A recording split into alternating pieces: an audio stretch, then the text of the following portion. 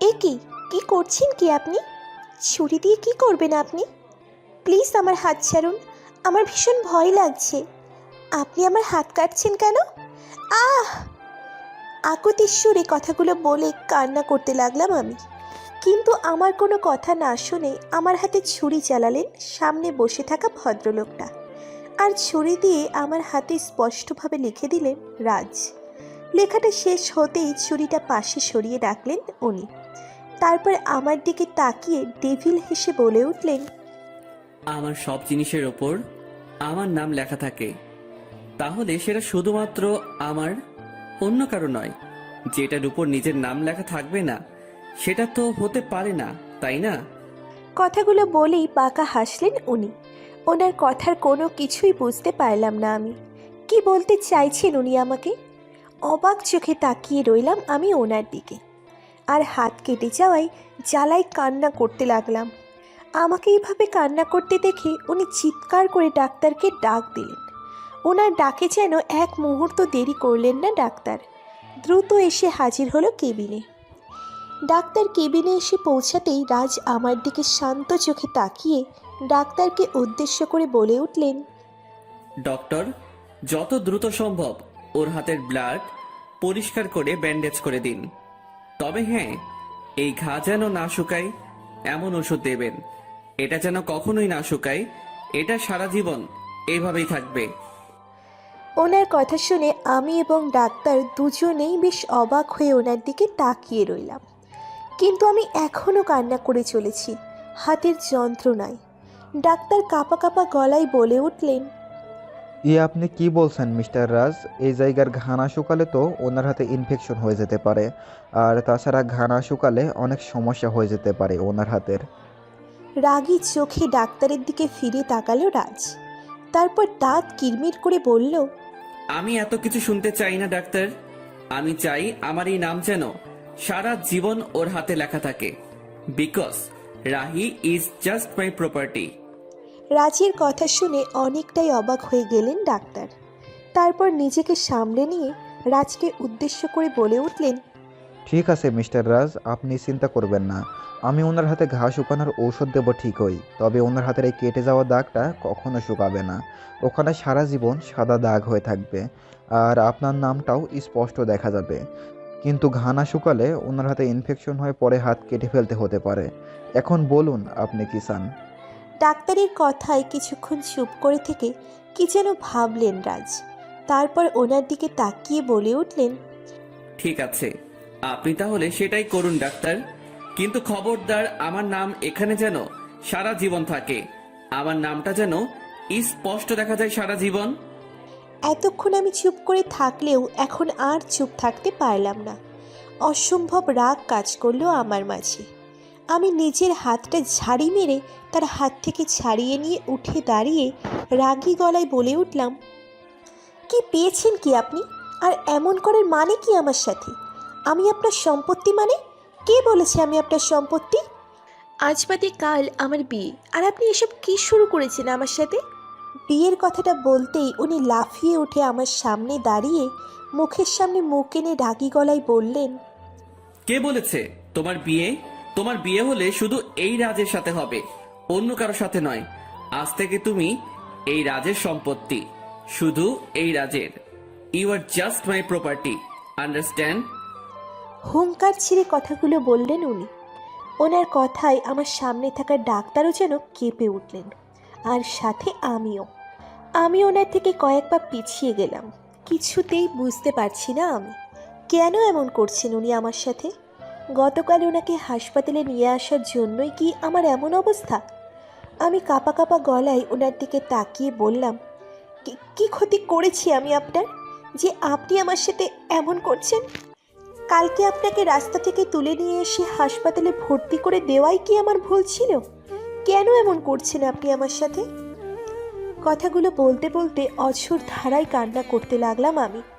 আমাকে এভাবে কান্না করতে দেখে উনি ওনার রাগ দমন করে অনেকটাই শান্ত হয়ে গেলেন।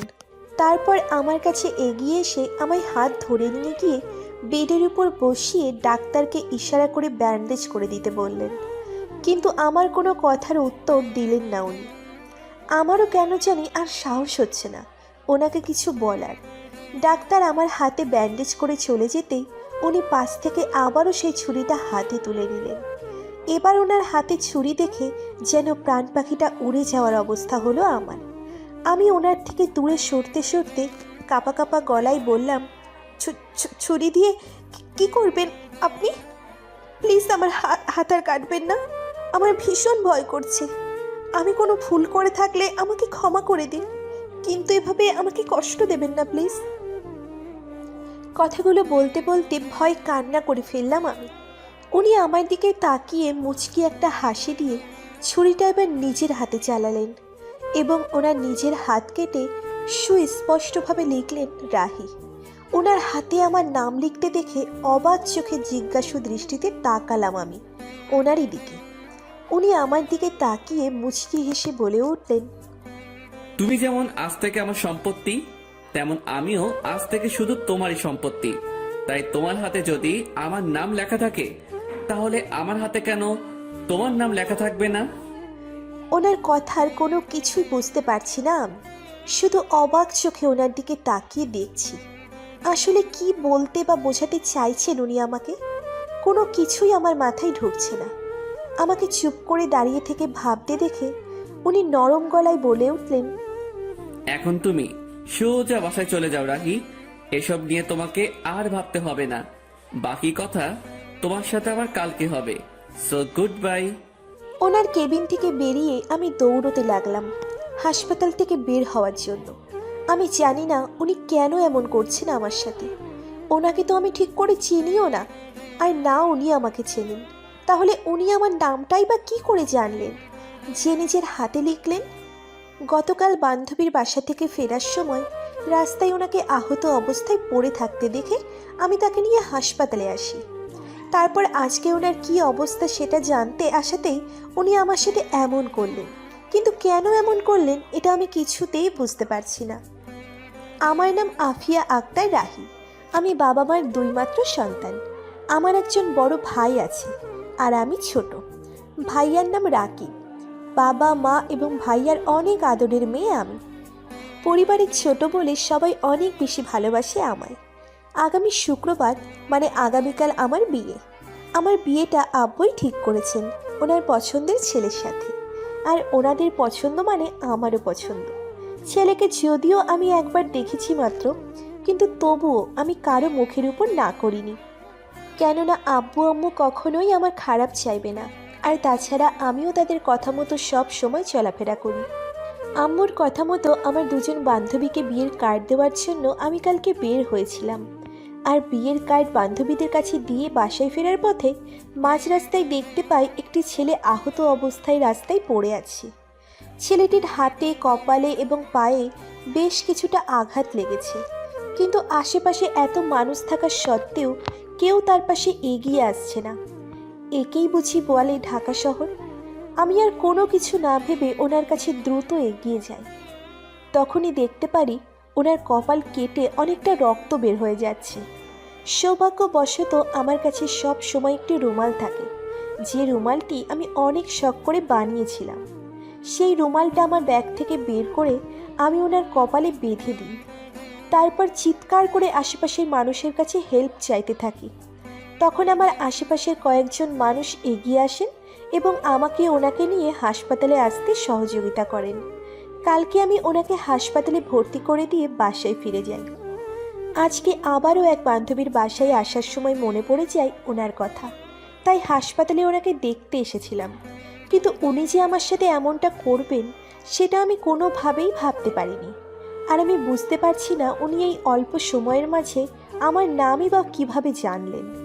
আমি তো ওনাকে নিজের নাম বলিনি, আর ওনাকে যখন আমি হাসপাতালে নিয়ে এসেছিলাম তখন উনি জ্ঞানে থাকলেও কথা বলার মতো অবস্থায় ছিলেন না যে আমার নাম ধাম সব কিছু জেনে যাবেন। এসব কথা ভাবতে ভাবতেই দ্রুত এসে একটি সিএনজিতে উঠলাম আমি। তারপর রওনা হলাম বাসায় ফেরার উদ্দেশ্যে। বিকেলে ছাদে দাঁড়িয়ে থেকে আকাশের দিকে এক মনে তাকিয়ে আছি আমি, আর ভেবে চলেছি হাসপাতালের সেই ঘটনাগুলো। এখনো পর্যন্ত আমার মাথায় ঢুকছে না উনি আমার সাথে কেন এমন ব্যবহার করলেন। হাসপাতাল থেকে বাসায় ফেরার পর আমার হাতে ব্যান্ডেজ দেখে সবাই অনেক উত্তেজিত হয়ে পড়েন আমার হাতে কি হয়েছে সেটা জানার জন্য। আমি তাদের সত্যিটা বলতে পারিনি, তাই মিথ্যা করে বলেছি আসার সময় ছোট্ট একটি অ্যাক্সিডেন্ট হয়েছে, তখন হাত কেটে গেছে। যদিও আমার মনে হয় না এটা সবাই বিশ্বাস করলেও ভাইয়া বিশ্বাস করেছে। তবুও তাদের এটাই বলেছি আমি কখনোই নিজের পরিবারের কাছে কোনো বিষয়ে মিথ্যা বলি না। কিন্তু আজকে কেন জানি না সত্যিটা বলার মতো সাহস ছিল না আমার, তাই মিথ্যাটাকে আঁকড়ে ধরলাম। কিন্তু সেই থেকে মনটাকে আর সায় দিতে পারছি না বাবা মার কাছে এত বড় একটি মিথ্যে কথা বলে। জানি না সেই লোকটিকে বাঁচানোর অপরাধে কেন তিনি আমার হাতটা এভাবে কাটলেন এবং নিজের নাম লিখে দিলেন। এখন শুধু একটাই চিন্তা হচ্ছে আমার, এই ব্যান্ডেজ খোলার পরে যদি হাতে সেই রাজ নাম লেখাটা স্পষ্ট দেখা যায় তাহলে সকলের কাছে আমি কী উত্তর দিব? কি করে বোঝাবো যে অ্যাক্সিডেন্টে আমার হাতে এই লেখা চলে এসেছে? এসব কথা ভাবতে ভাবতেই একটা দীর্ঘশ্বাস ফেললাম আমি। তখনই পাশে কারো উপস্থিতি টের পেয়ে পাশে ঘুরে তাকালাম। তাকিয়ে দেখি ভাইয়া ভ্রু কুঁচকে আমার দিকে তাকিয়ে আছে। হঠাৎ ভাইয়াকে দেখে অনেকটাই ঘাবড়ে গেলাম আমি। তবুও নিজেকে যতটা সম্ভব স্বাভাবিক করার চেষ্টা করে মুচকি হেসে বললাম, তুমি কখন এখানে এসে দাঁড়িয়েছো ভাইয়া?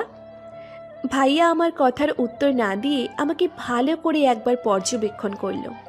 তারপর কোনো কিছু বলার সুযোগ না দিয়েই আমার কেটে যাওয়া হাতটা এক টানে নিজের কাছে এগিয়ে নিল। তারপর হাতটাকে ঘুরিয়ে ঘুরিয়ে এদিক ওদিক করে দেখে বলল, সত্যি করে বলতো পুস্কিম, তোর হাতে কি হয়েছে? আমার কাছে একদম মিথ্যা বলার চেষ্টা করবি না, বলে দিলাম। ভাইয়ার কথা শুনে শুকনো ঢোক গিললাম আমি। যতটা বুঝতে পেরেছি ভাইয়া এখন আমার কাছ থেকে সত্যিটা না জেনে আমায় ছাড়বে না। কিন্তু ওকে দেখে আমি খুব ভয় পাই। যদিও পরিবারের মধ্যে মনে হয় আমায় সবচাইতে বেশি ভালোবাসে ভাইয়া, আর আদর করে পুচকি বলে ডাকে। কিন্তু তবুও ভাইয়ার শাসনটা অনেক কড়া। যখন শাসন করতে শুরু করে তখন তার শাসনটা একটু বেশি করা হয়ে যায়। অনেক ভয় করছে আমার এখন ওকে দেখে। আমাকে চুপ করে ভাবতে দেখে ভাইয়া আবারও রাগী গলায় ধমকের সুরে বলে উঠল, কিরে পুস্কিম, আমি তোর কাছে কিছু জানতে চাইছি, বল কি হয়েছে তোর হাতে? ভাইয়ার ধমক খেয়ে হালকা কেঁপে উঠলাম আমি। তারপর কাঁদো কাঁদো গলায় বললাম, ভাইয়া বিশ্বাস করো, আমার কোনো দোষ নেই। আমি কালকে একজন আহত লোককে রাস্তা থেকে তুলে নিয়ে হাসপাতালে ভর্তি করেছিলাম, বলেছিলাম না? হ্যাঁ বলেছিলিম, তো সেটা তো ভালো কথা। তার সাথে হাত কাটার সম্পর্ক কি?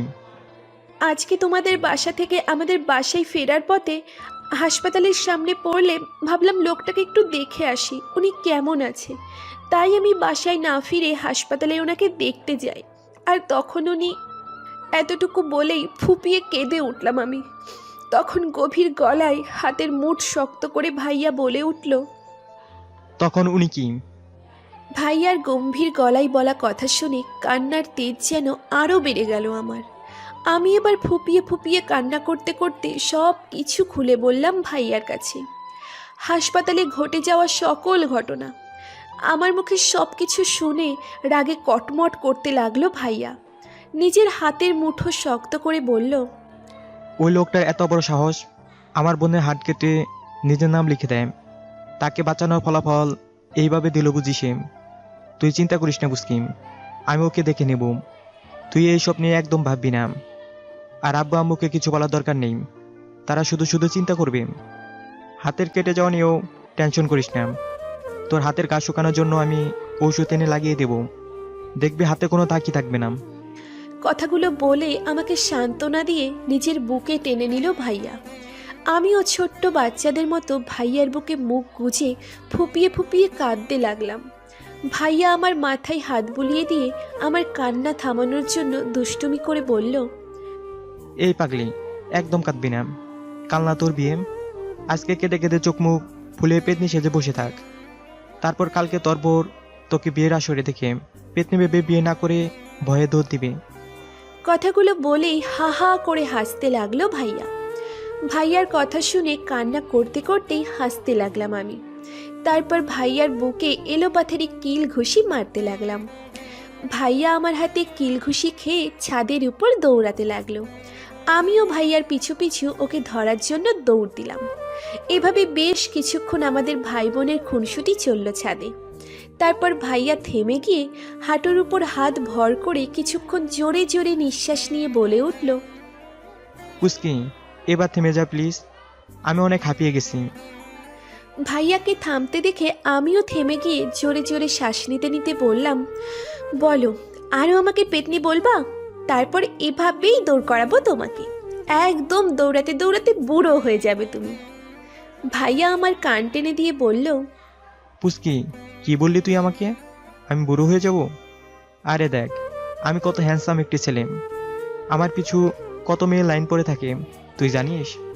থাকবেই তো, দেখতে হবে না ভাইটা কার? রাহির ভাই বলে কথা, সুন্দর তো হতেই হবে, তাই না? আচ্ছা ভাইয়া, চলো এখন নিচে যাওয়া যাক, সন্ধে হয়ে আসছে, একটু পরে মাগরিবের আজান হবে। তুই নিচে যা, আমি এক জায়গায় যাব। এখন আবার কোথায় যাবে তুমি? হাসপাতালে যাব, ওই লোকটিকে দেখতে, যার এত বড় সাহস যে আমার বোনের হাত কেটে নিজের নাম লিখে দেয়। ওর আজকে খবর করে দিব আমি। তুই শুধু কেমিন নাম্বারটা বল। ভাইয়া প্লিজ, এখন এসব ঝামেলার মধ্যে যেও না, যা হওয়ার সেটা হয়ে গেছে। শুধু শুধু এসব ঝামেলায় জড়িয়ে কী লাভ বলো?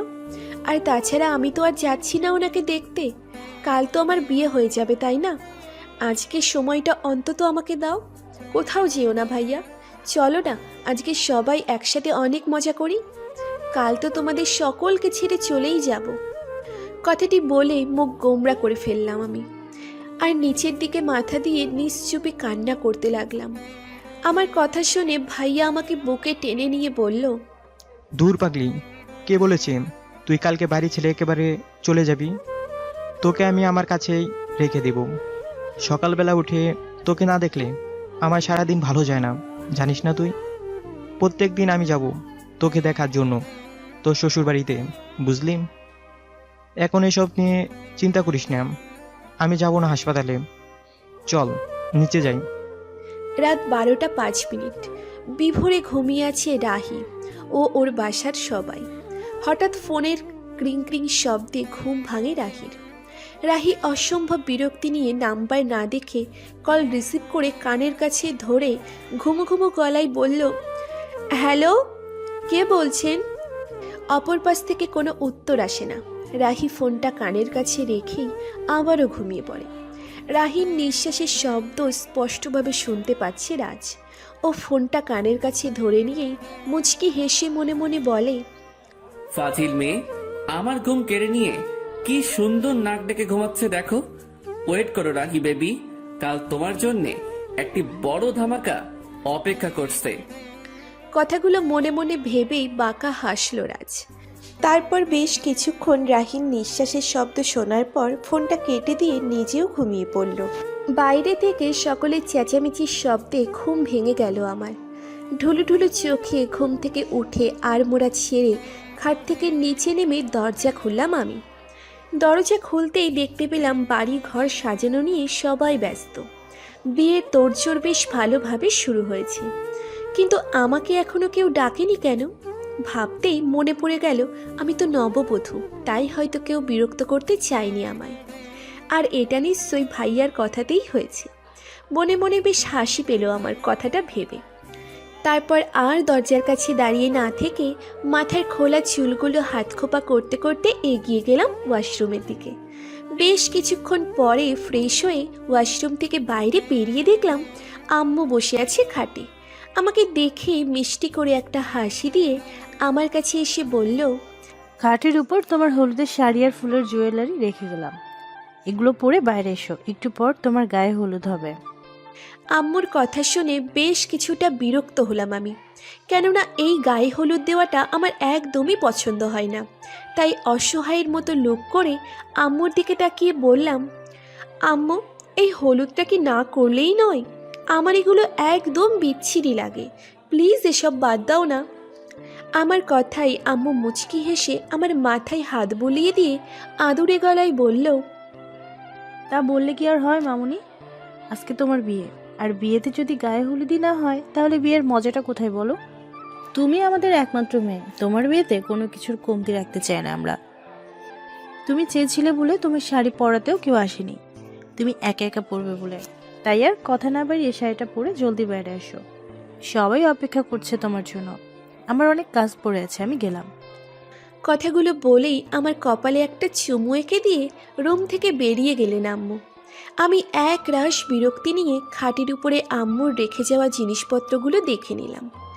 যেহেতু রাগ করে কোনো লাভ হবে না, এগুলো আমাকে পড়তেই হবে, তাই আর কোনো চিন্তা ভাবনা না করে মুখে কিঞ্চিত হাসি ফোটালাম।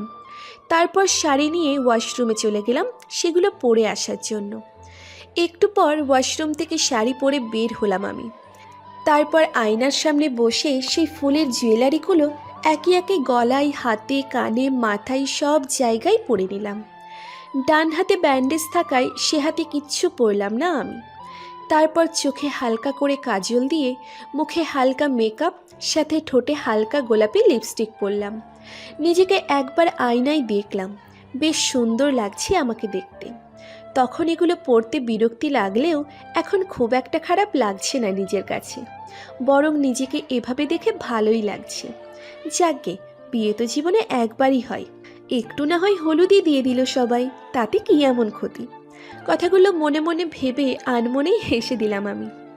হঠাৎ হুড়মুড় করে আমার রুমের মাঝে প্রবেশ করলো আমার বয়সী বেশ কয়েকটি মেয়ে। তাদের মাঝ থেকে একটি মেয়ে দৌড়ে এসে আমার কাছে বসে পড়ল। মেয়েটিকে দেখতে অনেক কিউট। সে এসেই আমার কাছে বসে আমার হাত দুটো ধরে বলল, ভাবি কেমন আছো তুমি? তোমাকে দেখার অনেক ইচ্ছে ছিল জানো। যখন থেকে তোমার কথা শুনেছি শুধু তোমার কথাই ভেবে চলেছি আমি। আমার যে কত খুশি লাগছে তোমাকে সামনে দেখতে পেয়ে, তোমায় বলে বোঝাতে পারবো না। মেয়েটির কথাই আমি কোনো উত্তর দিচ্ছি না।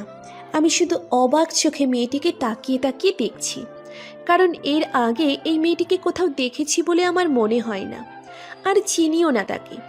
আচমকা কোথা থেকে এসে আমার সাথে এমন করে কথা বলতে শুরু করলো, কিছুই বুঝলাম না আমি।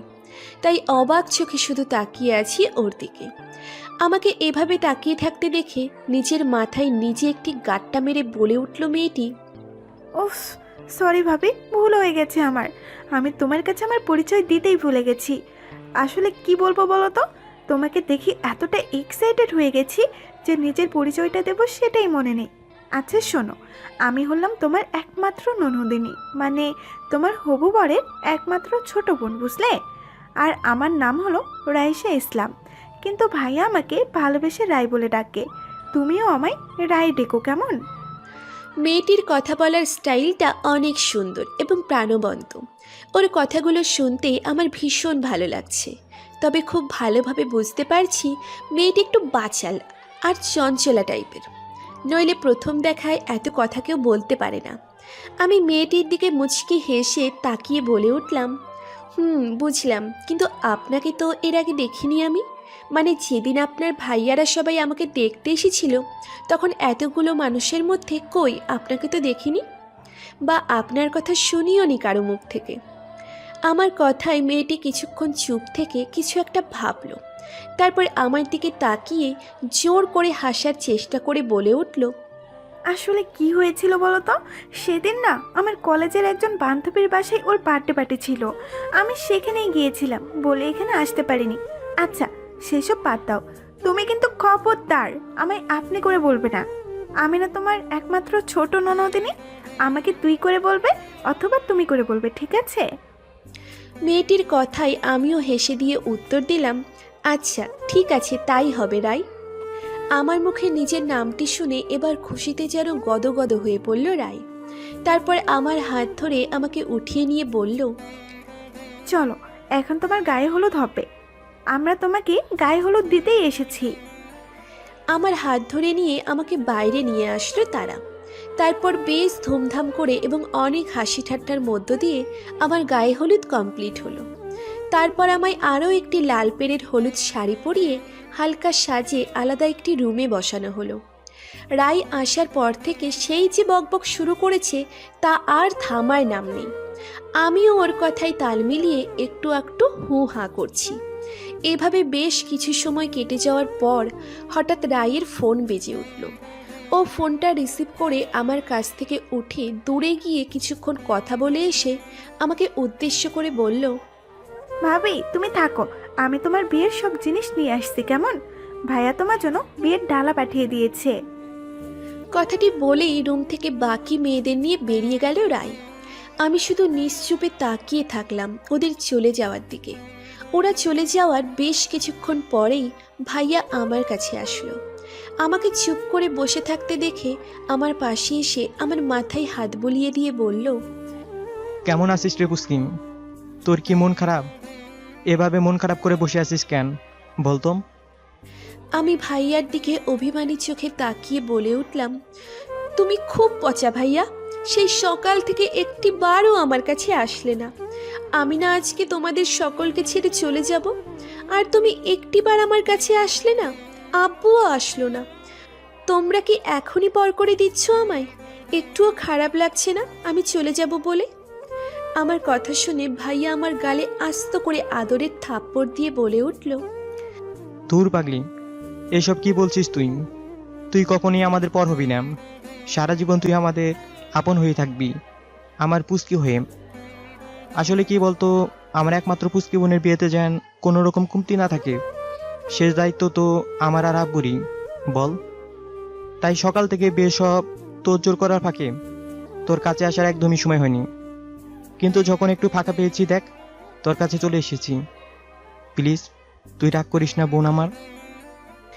ভাইয়ার কথা শুনে আমি ভাইয়ার বুকে মুখ লুকিয়ে কান্না করে দিলাম। সকাল থেকে এমনিতেই মনটা ভীষণ খারাপ লাগছে, এখন ভাইয়ার কথাই যেন আরো বেশি খারাপ লাগছে আমার। আমি এই পরিবারকে ছেড়ে কি করে গিয়ে একটা অচেনা অজানা জায়গায় থাকবো, ভাবতেই যেন বুকটা চিরে কষ্ট হচ্ছে আমার। ভাইয়া আমার মাথায় আলতো করে হাত বুলিয়ে বলতে লাগলো, এই পাগলি, কাঁদছিস কেন তুই? দেখবি তোকে যেখানে বিয়ে দিচ্ছি ওরা তোকে মাথায় করে রাখবে, তুই একদম রাজধানী হয়ে থাকবি, বুঝলি? আর যদি কেউ তোর সাথে খারাপ আচরণ করে অমনি আমাকে এসে বলবি, আমি তার নাক ফাটিয়ে দেব। বিশেষ করে তোর বরের নাকটা ঘুষি মেরে বোচা করে দিলে মন্দ হবে না। নাক বচা বরের বউ হবি তুই, কত মজা হবে। তোকে সারাক্ষণ খেপাতে পারবো নাক বচা বরের বউ ডেকে। কথাগুলো বলেই দুষ্টুমি করে হাসতে লাগলো ভাইয়া। আমি বেশ বুঝতে পারছি ভাইয়া আমাকে হাসানোর জন্য কথাগুলো বলছে, তাই আমিও মুচকি হেসে দিয়ে অভিমানের সুরে বলে উঠলাম, ভাইয়া তুমিও না। ভাইয়া আমার কথা শুনে এবার আমার মাথায় হাত বুলিয়ে দিয়ে বলল, আচ্ছা তুই থাক, আমি এখন দেখি বাইরের কাজ কতটা এগোলো। আর তাছাড়া এখন একদল মেয়ে এসে বসবে তোর কাছে, তুই তো জানিসই মেয়েদের আমার কতটা অ্যালার্জি মনে হয়। কথাগুলো বলে আমার কপালে চুমু এঁকে দিয়ে হাসতে হাসতে দরজার কাছে যেতেই রাইয়ের সাথে ধাক্কা লাগলো ভাইয়ার। ভাইয়া এক নজর রাইয়ের দিকে তাকিয়ে রায়কে কিছু বলার সুযোগ না দিয়েই দ্রুত রুম থেকে বেরিয়ে চলে গেল। আর রায় রাগে ফুঁসতে ফুঁসতে আমার পাশে এসে বসে বলল, ভাবি ওই পাতর ছেলেটা কে ছিল? এইভাবে তোমার রুম থেকে বেরোতে নিয়ে আমাকে ধাক্কা দিয়ে আবার এইভাবে পালিয়ে গেল, যেন আমি তাকে ধরে খেয়েই ফেলবো। কেমন পাতর ছেলে রে বাবা, একবার সরিও বললো না। রায়ের কথা শুনে মুখ টিপে টিপে হাসলাম আমি। তারপর ওর দিকে তাকিয়ে বললাম, উনি আমার ভাইয়া, তুমি তো অবশ্যই তোমার ভাইয়ার কাছে শুনে থাকবে ভাইয়ার কথা। আসলে ও মেয়েদের থেকে সব সময় একটু দূরে দূরে থাকে, মেয়েদেরকে নাকি অ্যালার্জি মনে হয় ওর কাছে, তাই তোমার থেকে এভাবে পালিয়ে গেল। প্লিজ তুমি রাগ করো না, ওর হয়ে আমি তোমায় সরি বলে দিচ্ছি। আমার কথা শুনে কিছুক্ষণ চুপ থেকে কি যেন ভাবলো রায়, তারপর আমার দিকে তাকিয়ে দুষ্টু হেসে বলল, ও তার মানে উনি আমার বিয়ে সাহেব, তাই না? আমার একটা এমন বিয়ে সাহেবই দরকার ছিল যে মেয়েদেরকে অ্যালার্জি মনে করে। আমি যে কতটা অ্যালার্জি এবার থেকে হাড়ে হাড়ে টের পাওয়াবো। আচ্ছা বাদ দাও ওসব, এই যে তোমার বিয়ের ডালা এসে গেছে, দেখো তো পছন্দ হয় কি না। গাড়িতে আরও অনেক কিছু আছে, তুমি বসো, আমি এক্ষুনি নিয়ে আসছি। কথাগুলো বলেই আমাকে আর কিচ্ছু বলার সুযোগ না দিয়ে রুম থেকে দ্রুত বেরিয়ে গেল রায়। আমিও আর কিচ্ছু বললাম না। তারপর ফিরে তাকালাম বিছানায় পুরো করে রাখা বিয়ের সব ডালার দিকে। রায় এবং আরও 6-7 জন মেয়ে মিলে এতগুলো জিনিস নিয়ে এসেছে। এসব জিনিস দেখে যেন আমার চোখ দুটো কপালে উঠে যাওয়ার অবস্থা হলো। কেননা আমি যতদূর জানি, আমি যেমন মধ্যবিত্ত ফ্যামিলির মেয়ে, তেমনি আমার যার সাথে বিয়ে ঠিক হয়েছে সেও একজন মধ্যবিত্ত ফ্যামিলির ছেলে। আমার জানা মতে তাদের পক্ষে এত কিছু দেওয়া সম্ভব নয়। বেশ খটকা লাগলো আমার ডালাতে থাকা জিনিসগুলোকে দেখে। একটি ডালাতে প্রায় 7-8টা শাড়ি রয়েছে। প্রতিটি শাড়ি অসম্ভব সুন্দর এবং দামি, দেখেই বোঝা যাচ্ছে। এক একটি শাড়ি হয়তো 20 থেকে 30 হাজার টাকার নিচে নয়। আর একটা ডালাতে একটি লাল রঙের লেহেঙ্গা রয়েছে। লেহেঙ্গাটা এতটাই সুন্দর যে কল্পনার বাহিরে। হয়তো এই লেহেঙ্গাটার দাম 50,000 টাকার উপরে ছাড়া নিচে হবে না। আমি শুধু অবাক হচ্ছি, ওনারা একটি মধ্যবিত্ত ফ্যামিলির ছেলে হয়ে এত দামি জিনিস কিভাবে কিনে দিল। আরও বেশ কিছু দামি দামি কসমেটিক্স রয়েছে বাকিগুলো ডালাতে। তখনই রায় এবং আরও সব মেয়েরা মিলে আরও অনেকগুলো ডালা হাতে নিয়ে হাজির হলো রুমে। এবার প্রতিটি ডালায় যেন ভরি ভরি সোনার গহনা রয়েছে। আমি অবাক চোখে সেগুলোর দিকে তাকিয়ে বলে উঠলাম, রায়, এসব কি? কেন ভাবি, এগুলো তোমার প্রিয়ের সামগ্রী। আমি যতদূর জানি তোমার ভাইয়া তো অতটাও বড়লোক নয় যে বিয়েতে এত কিছু দিতে পারে, কিন্তু এগুলো কি রায়? তোমরা কি ভুল করে অন্য কারো বিয়ের ডালা আমার কাছে নিয়ে এসেছো? আমার কথায় বেশ থতমত খেয়ে গেল রায়। তারপর অপরাধীর চোখে আমার দিকে তাকিয়ে মাথা নিচু করে দিয়ে বলল, না ভাবি, এগুলো তোমার বর মানে আমার ভাইয়াই পাঠিয়েছে। ও নিজে পছন্দ করে তোমার জন্য কিনেছে এসব। তুমি এসব নিয়ে ভেবো না, তুমি শুধু দেখে যাও, পরে সব জানতে পারবে। আমি ওর কথা শুনে বেশ অবাক হলাম। পরে কি জানতে পারবো আমি? আসলে কি হচ্ছে আমার সাথে? হঠাৎ বাইরে খুব হট্টগোলের শব্দে ধ্যান ভাঙল আমার। আমি উঠে গিয়ে দরজার সামনে দাঁড়াতেই দেখতে পেলাম বাইরে আব্বু, আম্মু এবং ভাইয়া বেশ কয়েকজন লোকের সাথে অনেক কথা কাটাকাটি করছে। ভালো করে খেয়াল করে দেখতেই বুঝলাম আমার যার সাথে বিয়ে ঠিক হয়েছে সেই ছেলেটি এবং তার পুরো ফ্যামিলি এসে দাঁড়িয়ে আছে। তাদের সাথেই কথা কাটাকাটি হচ্ছে আব্বু, আম্মু আর ভাইয়ার। কিন্তু কি নিয়ে কথা কাটাকাটি হচ্ছে এটা বুঝতে পারছি না আমি। ভাইয়াকে দেখেই বোঝা যাচ্ছে সে অসম্ভব রেগে আছে। তবে আমি যতটা জানি আমার ভাইয়া অনেক শান্ত প্রকৃতির মানুষ। সে খুব সহজে রাগ করে না, আর একবার যদি রেগে যায় তাহলে তার রাগ কমানো অনেক কঠিন। কিন্তু কি এমন হলো এই অল্প সময়ের মাঝে যে পাত্রপক্ষের সাথে এভাবে সবার কথা কাটাকাটি চলছে? বিষয়টা যে করেই হোক জানতে হবে আমায়। মনে হাজারো কৌতূহল নিয়ে এক পা করে বাইরে বের হয়ে আসলাম আমি। আমার পিছু পিছু রাইও বাইরে বেরিয়ে আসলো। আমি গুটি গুটি পায়ে সবার কাছে এগিয়ে যেতেই আমার কাছে এগিয়ে আসলো ভাইয়া। তারপর রাগী গলায় বলে উঠল, তুই এখানে কেন এসেছিস রাহি? ঘরে যা তুই, একদম ঘর থেকে বাইরে বের হবি না। আমি ভাইয়ার কথা শুনে অবাক হলাম। ভাইয়া এতটা রেগে কখনো কথা বলেনি আমার সাথে। আমি ওর দিকে অবাক দৃষ্টিতে তাকিয়ে বললাম, কি হয়েছে ভাইয়া? এখানে এত চেঁচামেচি কেন? আমাকে কেন ঘরে যেতে বলছো তুমি? আমার কথার কোনো উত্তর না দিয়ে আমার হাত ধরে টানতে টানতে রুমে নিয়ে গেল ভাইয়া। তারপর ঠাস করে দরজা লাগিয়ে দিয়ে আমার পাশে এসে দাঁড়িয়ে কিছুক্ষণ চোখ বন্ধ করে রেখে নিজেকে শান্ত করার চেষ্টা করলো। আমি শুধু অবাক হয়ে ভাইয়াকে দেখছি। হঠাৎ কি এমন হলো যে ভাইয়া এতটা রেগে গেল? বেশ কিছুক্ষণ পর চোখ মেলে তাকিয়ে শান্ত গলায় বলল ভাইয়া, সত্যি করে বলতো রাহি, যে ছেলেটিকে তুই হাসপাতালে নিয়ে গিয়েছিলি তার সাথে তোর কোনো সম্পর্ক আছে কিনা? মানে তোরা কি দুইজন দুজনকে ভালোবাসিস? খবরদার আমার কাছে মিথ্যা বলার চেষ্টা করবি না। ভাইয়ার কথা শুনে চোখ বড় বড় করে ওর দিকে তাকালাম আমি। এখন আমি কি উত্তর দেব কিছুই বুঝতে পারছি না। ভাইয়া কি করে ভাবতে পারলো আমি এমন কোনো কাজ করতে পারি যে আমি কিনা কখনো কোনো ছেলের সাথে প্রয়োজন ছাড়া কথাই বলি না, সেই আমি একজন ছেলেকে ভালোবাসি? কথাটা ভাবতেই যেন মাথা ঘুরছে আমার। কিভাবে কি উত্তর দেব কিছুই বুঝতে পারছি না। আমাকে চুপ থাকতে দেখে ভাইয়া এবার আমার 2 বাহু ধরে জোরে ঝাঁকি দিয়ে বলে উঠল, কি হলো, চুপ করে আছিস কেন রাহিম? সত্যি করে বল, আমি যেটা বলছি সেটা কি ঠিক? তুই কি ওই ছেলেটাকে ভালোবাসিস আর তাই নিজের হাতে ওর নাম লিখেছিস? ভাইয়ার কথায় কোনো উত্তর দিতে পারছি না আমি। শুধু আমার দু চোখ বেয়ে গড়িয়ে পড়ছে নদীর স্রোতের মতো নোনা জল। আমি কি করে ভাইয়াকে বোঝাবো যে আমি এমন কিছুই করিনি? তাহলে তারা আমাকে কেন এমন অপবাদ দিচ্ছে সেটা ভাবতে পারছি না আমি। ভাইয়াকে তো আমি সকালেই বলেছি যে আমার হাত কেটে ওই লোকটি নিজের নাম লিখে দিয়েছে। তাহলে ভাইয়া এমন কথা কি করে বলতে পারছে আমায়? কথাগুলো ভাবতেই যেন বুক চিরে কান্না বের হয়ে আসছে আমার। ভাইয়া আমাকে কান্না করতে দেখে এবার নিজেকে অনেকটা শান্ত করে নিল। তারপর চুপ করে বিছানার উপর কিছুক্ষণ বসে থেকে বিছানার উপর থাকা সব বিয়ের ডালায় রাখা জিনিসগুলো দেখলো। দেখে নিয়ে আমার দিকে তাকিয়ে শান্ত কণ্ঠে বলে উঠল, দেখ রাহিম, তুই আমার একমাত্র ছোট বোন। পৃথিবীতে সবচাইতে বেশি যদি কাউকে ভালোবাসি আমি, তাহলে সেটা তুই। আমি কখনো চাইবো না যে তুই অসুখী হোস। তুই যদি ওই ছেলেটিকে ভালোবেসে থাকিস তাহলে আমাকে কেন বলিসনি বলতম? আজ তোর জন্য তুই বলিসনি বলে বাইরের উপর এসে অন্যরা আমাদের অপমান করে যাচ্ছে। সেটা আমি কি করে সহ্য করব বল? আমি আমাদের সকলের অপমান মেনে নিতে পারি, কিন্তু তারা তো চরিত্র তুলে কথা বলছে। এটা আমি কি করে মানবো বল? কথাগুলো বলে ভাইয়ার নিচের দিকে তাকিয়ে চুপ করে রইল। এবার ভাইয়ার কথায় যেন নড়ে চড়ে বসলাম আমি।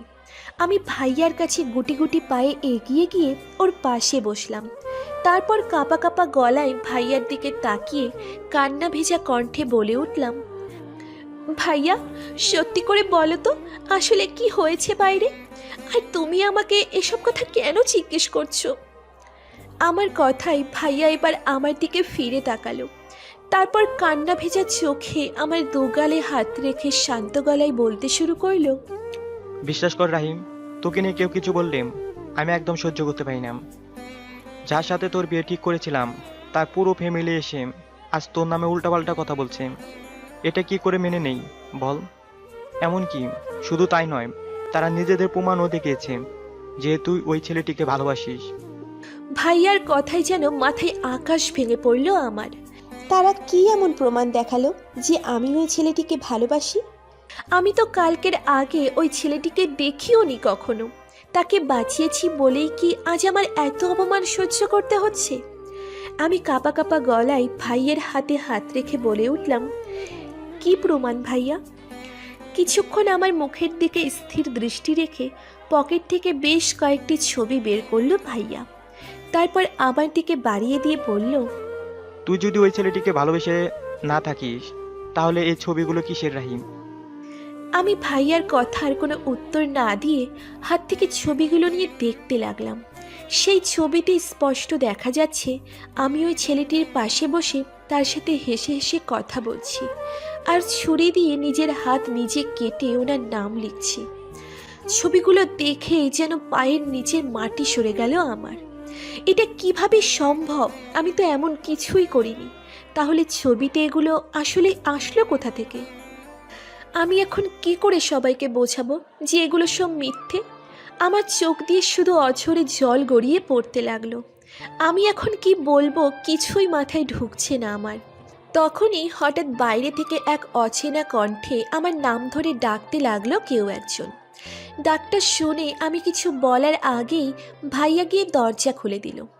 আর দরজা খোলার সাথে সাথে রুমের মধ্যে প্রবেশ করলো আব্বু, আম্মু, রায় এবং হাসপাতালে থাকা সেই ছেলেটি। লোকটিকে দেখে বেশ অবাক হলাম আমি, কেননা উনি এখন যেভাবে সেজে এসেছে এভাবে একজন বর বিয়ে করার আগে সাজে। শেরওয়ানি পরে মাথায় পাগড়ি পরে একদম বর সেজে আমার সামনে দাঁড়িয়ে আছে লোকটি। মুখে তার মিষ্টি হাসি। তার পাশে আব্বু এবং আম্মু ভ্রু কুঁচকে দাঁড়িয়ে আছে। রায়ের মুখেও মিষ্টি হাসি। আমি সবাইকে এভাবে দেখে কিছু বুঝতে পারছি না। আমি কিছু বলার আগেই ভাইয়া ভ্রু কুঁচকে জিজ্ঞেস করলো, কে আপনি? আর এখানে এভাবে বয়সে যে দাঁড়িয়ে আছেন কেন? ভাইয়ার কথার কোনো উত্তর না দিয়ে লোকটি সোজা ভাইয়াকে বুকে জড়িয়ে ধরল। তারপর জড়িয়ে ধরে হাসতে হাসতে বলল, আরে আপনি আমাকে চিনতে পারছেন না ভাইয়া? আমি আপনার বোনের হবু বর, যার সাথে আপনার বোনের আজকে বিয়ে হবে। ছবিতে দেখেও কি আমাকে চিনতে পারেননি আপনি? ওনার কথা শুনে ভাইয়া ওনাকে নিজের থেকে সরিয়ে দিয়ে একবার ছবিতে আর একবার ওনার দিকে তাকালো। তাকিয়ে থেকে বলে উঠল, তুমি রাজ? হ্যাঁ ভাইয়া, আমি রাজ। আমি আরিয়ান আহমেদ রাজ চৌধুরী। ওনার কথায় বেশ বিরক্ত বোধ করলো ভাইয়া। ভাইয়া ওনার দিকে বিরক্তি চোখে তাকিয়ে বলে উঠল, এসবের মানে কি? আমি সবকিছু জানতে চাই। তোমরা কি সত্যি আগে থেকে পরিচিত? আর তোমরা দুজন দুজনকে ভালোবাসো? তাহলে এতদিন কেন আমার কাছে বলনি এসব? আসলে ভাইয়া, রাহির কোনো দোষ নেই। ও সবাইকে বলতে চেয়েছিল, কিন্তু আমি ওকে মানা করেছিলাম, শুধু শুধু ওর পড়াশোনা নষ্ট হবে বলে। কিন্তু আপনারা যে এভাবে ওর বিয়ে ঠিক করে ফেলবেন সেটা ভাবতে পারিনি। তাই এখন বাধ্য হয়ে এই বিয়ের দিন এভাবে এসে বলতে হচ্ছে আমায়। ওনার কথা শুনে যেন আকাশ থেকে পড়লাম আমি। কি বলছে উনি এসব? উনি কি তাহলে প্রমাণ করতে চাইছে যে ওই লোকেরা যেগুলো বলেছে সেগুলো সত্যি? ওনার আর আমার কোনো সম্পর্ক আছে? এসব ভাবতেই যেন মাথা ঘুরতে শুরু করলো আমার। আমি শুধু নীরব দর্শকের মতো সকলের কথা শুনে যাচ্ছি। তখনই ভাইয়া আমার দিকে তাকিয়ে বলে উঠল, রাহিম, এসব কি বলছো? সত্যি করে বল, ওর কথা কি সত্যি? আমি কিছু বলার আগেই ওই লোকটি ভাইয়াকে উদ্দেশ্য করে বলে উঠল, ভাইয়া, আপনি যদি কিছু মনে না করেন তাহলে আপনার সাথে আমার একটু ব্যক্তিগত কথা ছিল। প্লিজ ভাইয়া, একটু সময় চাই আমি আপনার কাছে। তারপর আপনার যেটা ভালো মনে হয় আপনি না হয় সেটাই করবেন। আমি আপনাদের কারো উপর জোর করব না। প্লিজ ভাইয়া, আমার এই রিকোয়েস্টটা রাখুন। ওনার কথা শুনে ভাইয়া কিছুক্ষণ চুপ থেকে আমার দিকে তাকিয়ে তারপর আবার ওনার দিকে তাকিয়ে বলে উঠল, ঠিক আছে, চলো। আমি জানতে চাই তুমি কি বলতে চাও আমায়। কথাটি বলে লোকটিকে নিয়ে আমার রুম থেকে অন্য একটি রুমে চলে গেল ভাইয়া। আমার মাথায় যেন আকাশ ভেঙে পড়ল। আমি চুপচাপ গিয়ে বিছানার উপর ধপ করে বসে পড়লাম। আমার পাশে আম্মু এগিয়ে এসে বসে আমার মাথায় হাত বুলিয়ে বলল, তুই যদি অন্য কাউকে ভালোবাসিস তাহলে আগে কেন বলিসনি রাহি? তোর সুখের উপর আমাদের আর কোনো কিছুই বলা নেই। তুই নিজের খুশি মতো যাকে খুশি বিয়ে কর। আমি জানি তুই কখনো ভুল সিদ্ধান্ত নিবি না, তোর উপর এতটুকু বিশ্বাস আছে আমাদের। কিন্তু মা বাবাকে এতটাই পর মনে করলি তুই যে একবারও কথাগুলো বলার প্রয়োজন মনে করলি না। আম্মুর কথার কি উত্তর দেব আমি? কিছুই আমার মাথায় ঢুকছে না। তাই শুধু নিচের দিকে তাকিয়ে অঝরে কান্না করে চলেছি। এখানে যে আমার কিচ্ছু বলার নেই, কেননা আমার কাছে কোনো কিছু শোনার আগেই তারা আমাকে অবিশ্বাস করে বসে আছে। আমি জানি না আমার সাথে কেন এমন হচ্ছে, এসবের মানেটাই বা কী। বেশ অনেকটা সময় কেটে যাবার পর ভাইয়া এবং ওই লোকটি একসাথে রুমে ঢুকলেন।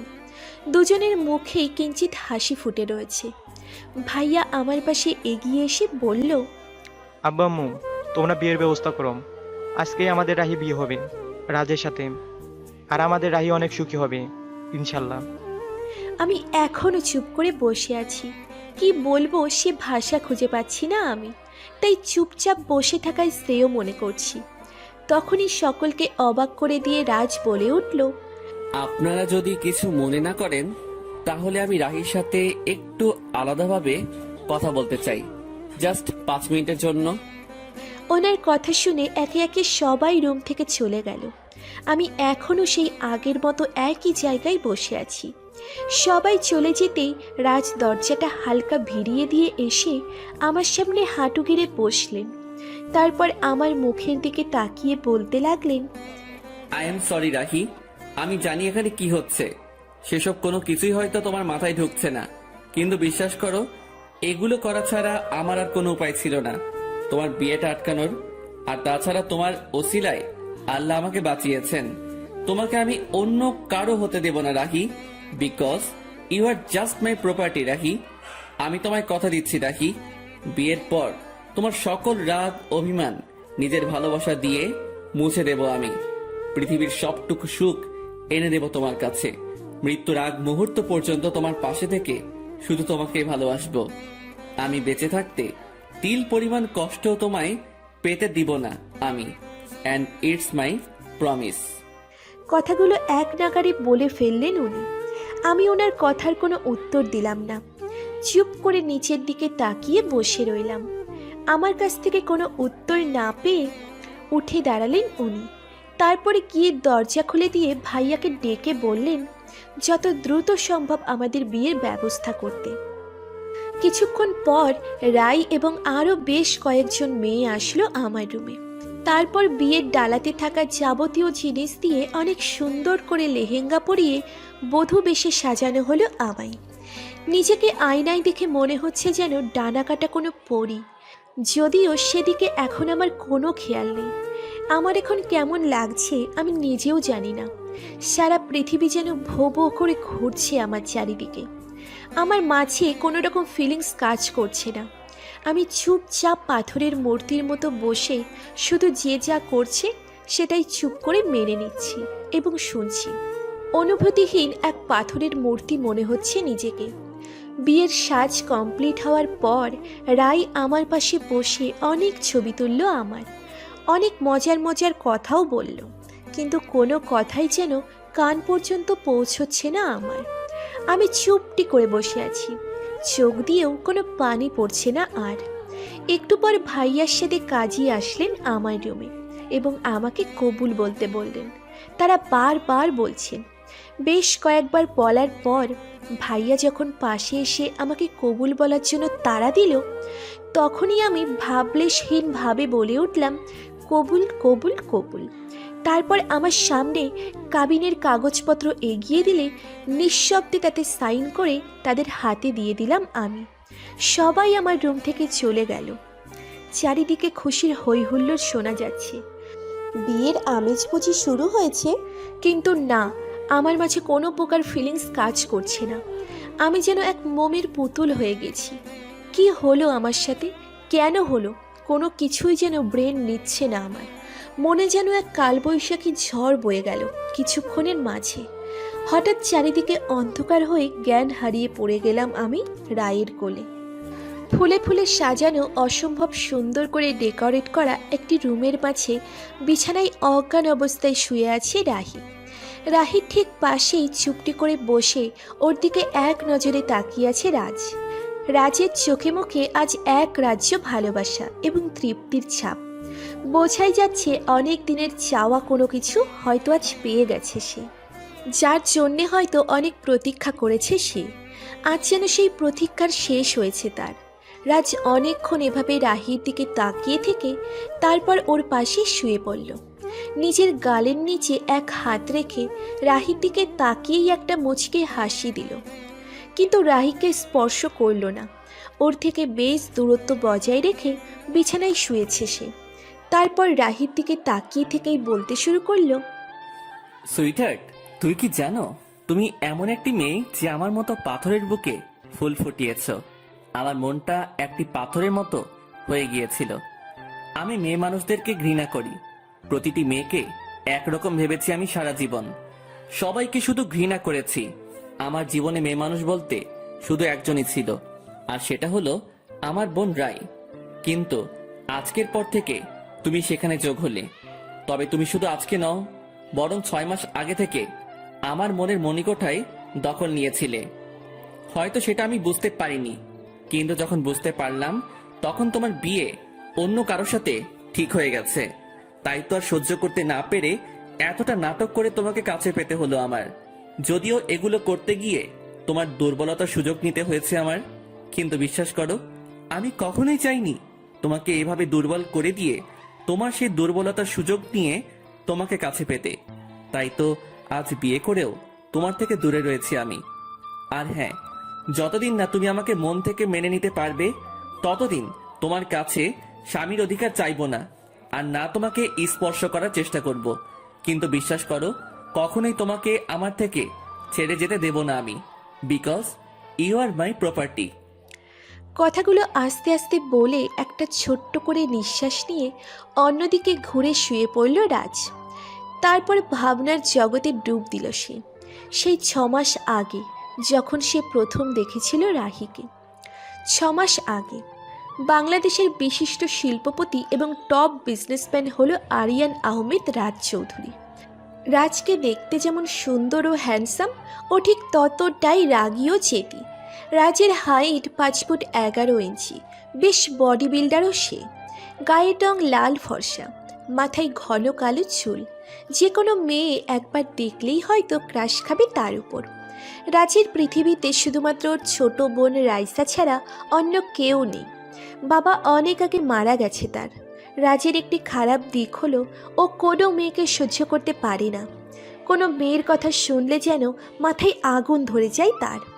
এই বিষয়টার কোনো কিছুই এখনো অবধি খুঁজে বের করতে পারেনি রায়। রাজ কেন কোনো মেয়েকে সহ্য করতে পারে না এটা সবার কাছে একটি গোলক ধাঁধার মতো, কিন্তু নিজের বোন রায়কে নিজের চাইতেও বেশি ভালোবাসে রাজ। অসম্ভব আদর করে তাকে। শুধু রায় ছাড়া পৃথিবীতে অন্য কোনো মেয়ের কথা শুনলে যেন আগুন ধরে যায় তার শরীরে। রাজ একবার বিজনেসের কাজের জন্য লন্ডন গিয়েছিল, আর লন্ডনে নিজের সব কাজ কমপ্লিট করে ঢাকায় ফেরার পর মাঝপথে গাড়ির ভেতর থেকে দেখতে পায় একটি ছোট্ট বাচ্চা ছেলে রাস্তার মাঝখানে দাঁড়িয়ে কান্না করছে, আর সেই রাস্তার অপর প্রান্ত থেকে একটি ট্রাক দ্রুত বেগে ছুটে আসছে। ছেলেটিকে এমন অবস্থায় দেখেই রাজ দ্রুত গাড়ি থেকে নেমে পড়ে ছেলেটিকে বাঁচাবে বলে, কিন্তু ওর গাড়িটা বেশ খানিকটা দূরে থাকায় ওর দৌড়ে আস্তে আস্তে ট্রাকটা অনেক কাছে চলে আসে ছেলেটির। আর তখনই একটা অপরিচিত মেয়ে দৌড়ে এসে ছেলেটিকে নিয়ে রাস্তা পার হয়ে যায়, কিন্তু ছেলেটিকে বাঁচাতে গিয়ে হাতে এবং মাথায় বেশ চোট লাগে মেয়েটির। দূর থেকে এইসব কিছুই খুব ভালোভাবে লক্ষ্য করছিল রাজ। রাজের ভেতরে অনেক বেশি ভালো লাগার সৃষ্টি হয় মেয়েটির প্রতি, কারণ মেয়েটি নিজের জীবনের ঝুঁকি নিয়ে বাঁচিয়েছিল সেই ছোট্ট ছেলেটিকে। কিন্তু তখনই রাজ আবার নিজের ভালো লাগাটাকে দূরে সরিয়ে রাখে, কারণ মেয়েদেরও ঘৃণা করত। তারপরে যখনই রাজ আবার গাড়িতে উঠে চলে যেতে নেয়, তখন খেয়াল করে সেই ছোট্ট ছেলেটির মা মেয়েটিকে ভুল বুঝে উল্টোপাল্টা কথা শোনাচ্ছে, এমনকি মারতে যাচ্ছে পর্যন্ত, কারণ ছেলেটির মা মনে করেছে যে মেয়েটি তার ছেলেকে চুরি করে নিয়ে যাচ্ছিল। কিন্তু আশ্চর্যের বিষয় হলো ওই মেয়েটি তার কোনো কিছুরই প্রতিবাদ করছে না, বরং কান্না করতে করতে একসময় অজ্ঞান হয়ে নিচে পড়ে যায় সে। মেয়েটিকে অজ্ঞান হয়ে পড়ে যেতে দেখে আর নিজের রাগ কন্ট্রোল করতে পারেনি রাজ। ও দ্রুত গাড়ি থেকে নেমে সেখানে এগিয়ে গিয়ে সেই পিচ্চি ছেলেটির মাকে বলে ওঠে, হে ইউ, কেমন মা আপনি, যে নিজের ছোট্ট ছেলেকে রাস্তায় ছেড়ে দিয়ে নিশ্চিন্তে ঘুরে বেড়াচ্ছেন, আর যে মেয়েটি আপনার ছেলেকে বাঁচালো তাকে উল্টাপাল্টা গালি দিচ্ছেন? আপনার মতো মহিলাদের জন্যই আজ কত সন্তানের জীবন সারা জীবনের মতো শেষ হয়ে যায়। এই জন্য আপনাদের মতো মহিলাদেরকে আমি ঘৃণা করি। আপনার সাহস হয় কি করে এই মেয়েটিকে এভাবে গালি দেওয়ার, যে কিনা নিজের জীবনের ঝুঁকি নিয়ে আপনার ছেলেকে বাঁচিয়েছে? আপনি কি আপনার ছেলেকে একবারও জিজ্ঞেস করতে পারতেন না আসলে কি হয়েছিল? এই মেয়েটির যদি কিছু হয় তাহলে আপনাকে আমি আস্ত রাখবো না। কথাগুলো মনে রাখবেন আপনি। কথাগুলো এক নাগারে রাগী গলায় বলেই সেদিন মেয়েটিকে কোলে তুলে নেয় রাজ। কিন্তু তখনই সেই ছেলেটির মা নিজের ভুল বুঝতে পেরে ওর কাছে ক্ষমা চেয়ে বলে, আমাকে ক্ষমা করবেন ভাইয়া, আসলে আমি বুঝতে পারিনি যে মেয়েটি আমার ছেলেকে বাঁচিয়েছে। আমি আসলে শপিং মলের ভেতরে ছিলাম। আমার ছেলে কখন আমার পাশ থেকে রাস্তায় চলে এসেছে আমি বুঝতেই পারিনি। আমাকে ক্ষমা করবেন। ওই মহিলাটির কথা শুনে রাজ সেদিন কোনো উত্তর করেনি, শুধু রাগী চোখে তার দিকে একবার তাকিয়ে সোজা মেয়েটিকে কোলে করে গাড়িতে উঠিয়ে পড়ে। তারপর মেয়েটিকে নিয়ে হাসপাতালে পৌঁছে যায় রাজ, আর ডাক্তারকে বলে ওকে সুস্থ করে তুলতে। ডাক্তার মেয়েটির ক্ষতস্থান পরিষ্কার করে ব্যান্ডেজ করে দিয়ে ঘুমের ইঞ্জেকশন দিয়ে বাইরে আসে। তারপর যখন রাজের কাছে জানতে চায় যে মেয়েটি ওর কী হয়, তখন রাজ জানায় ওর কিচ্ছু হয় না, সে বরং রাস্তায় অজ্ঞান অবস্থায় পড়েছিল, তাই সে নিয়ে এসেছে হাসপাতালে। তারপর রাজ সব কথা খুলে বলে ডাক্তারকে, আর জানায় হয়তো অ্যাক্সিডেন্টের ফলে সে অজ্ঞান হয়ে গেছে। কিন্তু তখন রাজের কথা শুনে ডাক্তার একটি বিস্ময়কর কথা রাজকে জানায়, যেটা সেদিন রাজ একমাত্র জানতে পেরেছিল সেই মেয়েটির বিষয়। ডাক্তার বলেছিল, আপনি ভুল ভাবছেন মিস্টার রাজ। এই মেয়েটির মাথায় আঘাত পাওয়ার জন্য বা অ্যাক্সিডেন্ট হওয়ার কারণে সে অজ্ঞান হয়নি, বরং ওনার একটি সমস্যা বা রোগ আছে বলতে পারেন, আর সেই কারণে উনি অজ্ঞান হয়ে গেছেন। ডাক্তারের কথা শুনে রাজ সেদিন ডাক্তারকে জিজ্ঞেস করেছিল, ওনার কি এমন সমস্যা আছে ডাক্তার, যে উনি ওই মহিলার কথার কোনো প্রতিবাদ না করে বরং অজ্ঞান হয়ে গেলেন? আসলে আমাদের প্রতিটি মানুষেরই একটা করে দুর্বল দিক থাকে বা কোনো একটা ভয়ের কারণ থাকে, যেটা আমরা অন্য কারোর সাথে শেয়ার করতে পারি না। তখন আমরা কোনো কিছু ভাবতেও পারি না। তেমনি এই মেয়েটারও একটি এমন দুর্বলতা আছে, যেটা হচ্ছে এই মেয়েটির ওপর যদি কেউ মিথ্যা কোনো দোষারোপ করে বা মিথ্যা অপবাদ দেয়, তাহলে সবার মতো মেয়েটি তার প্রতিবাদ করতে পারে না, বরং সে পাথরের মূর্তির মতো সব সহ্য করতে শুরু করে। আর একসময় সেই মিথ্যা অপবাদটা যখন তার উপর অতিরিক্ত চেপে বসে, তখন সে অজ্ঞান হয়ে পড়ে। তেমনি আপনার কথা অনুযায়ী উনি ওই ছেলেটাকে বাঁচানোর পর যখন ওই ছেলেটির মা এই মেয়েটির ওপর মিথ্যা অপবাদ দিয়েছিল, মেয়েটি সেই কথাগুলো সহ্য করতে না পেরে, প্রতিবাদ করতে না পেরে অজ্ঞান হয়ে গেছে। তাছাড়া অ্যাক্সিডেন্টের কারণে উনি অজ্ঞান হয়নি। সেদিন ওই ডাক্তারের কথা শুনে মেয়েটির দুর্বলতা জেনে গিয়েছিল রাজ, কিন্তু সেদিন মেয়েটির নাম জানতো না সে। সেদিন মেয়েটিকে হাসপাতালে রেখেই চলে যায় সে।